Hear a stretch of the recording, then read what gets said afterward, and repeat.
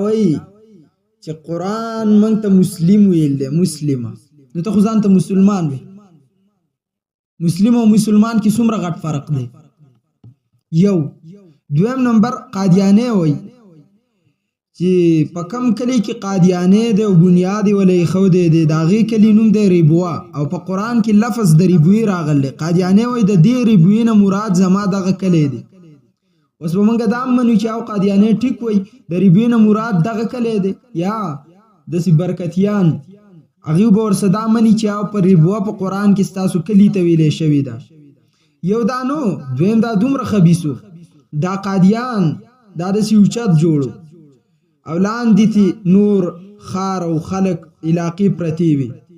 نو دیو د قرآن هغه آیات وایي چې فناداها من تحتها، آواز وکړه د قادیاني مور ته د لاندې نه، الله تحزني چې ته مه غمجنه کېږه. وایي کله چې قادیانۍ پیدا شه دا آواز د قادیاني مور ته د دې لاندې علاقې نه فرشتو کړی، ځکه بره وکړه نو فناداها من تحتها. اوس به ته دا هم مني ځکه کله بر دی او د لاندې نه ورته آواز شوی دی، قرآن کې دا موجوده ده.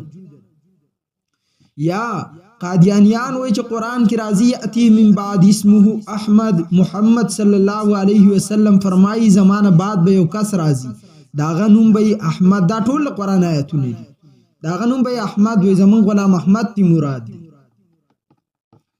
اوس به ته د هغه سره پاسې ورته به منې او قرآن مجید کې احمد راغلی، غلام احمد قادیانی ومنه. قرآن کې ریبوه راغله، د قادیانیانو خار ومنه چې د کوم نوم یې ریبوه ایښودی دی. قرآن مجید کې فناداها من تحتها راغلی چې لاندې علاقونه فرشتو بره آواز کړی د قادیاني مور ته، تی ومنه. دا درې واړه د قرآن نه دي استدلالات کوي. هیا دا به ورسه موږ اوس منو؟ موږ دا ومنله.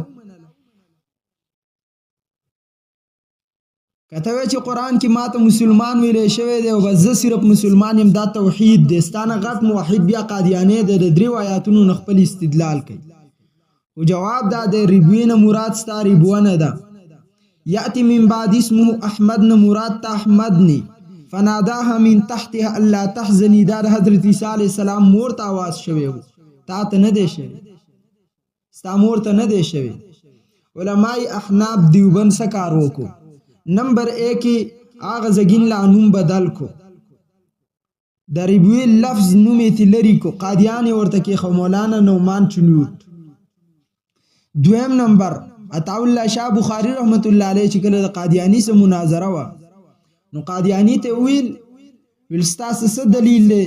چونکې په باس کې دننه چې بل لار نه وه، نو مناظره کې د په مناظره کې ته دلیل غوښتو چې اوهو ته ځان ته نبي وې، دلیل دې د کوم ځای نه پیدا کړل؟ هغه ورته ویل ستاسو قرآن کې دي مبشرا یأتی من بعد اسمه احمد، محمد فرمایي ښه دته اوس ګوره دومره قابل دی، زمانه بعد به یو کس راځي د هغه نوم به احمدي.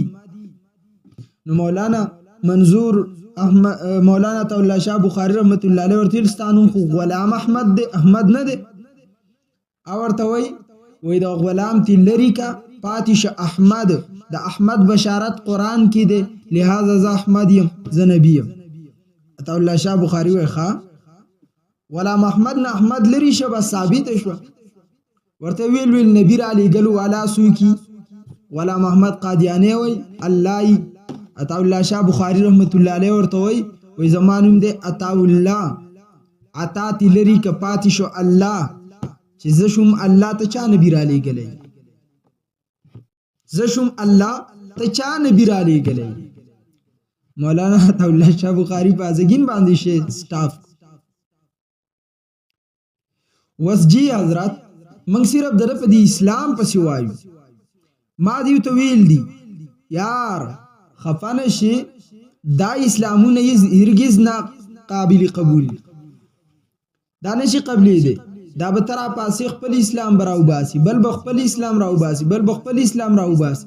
اول تاسو د مسلمین فرقو والا تمام را جمع شئ.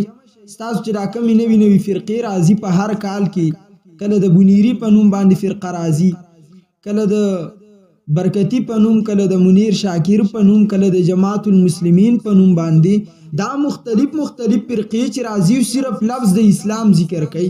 اول تاسو د اتفاق وکړئ، موږ ته وښایئ خادیو چې د اتخذو احبارهم و رهبانهم اربابا من دون الله